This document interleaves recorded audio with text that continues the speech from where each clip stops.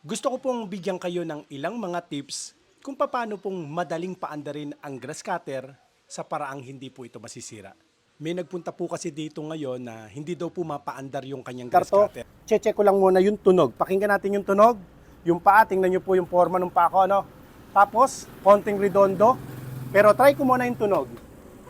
Okay. Ako, tingin ko to, aandar na yung susunod na hila ko eh. Try ko po. Baba ko lang po ito ha. Babaon niyo na yung choke. Tapos, isa pang hila, mga pangatlo. Okay?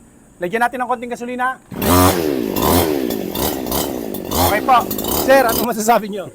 Ganun lang pala. Ngayon lang kasi gumamit lang na yan eh. Ibig sabihin pala, ganun pala nagiging minsan diferensya ng gano'n. May paandar pag ganun.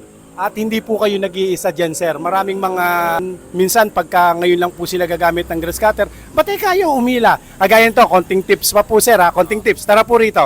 Konting tips pa po, sir. Pagka po halimbawa, ginamit na po natin yung grass cutter, mainit na po. Common mistake, chinochok pa po natin.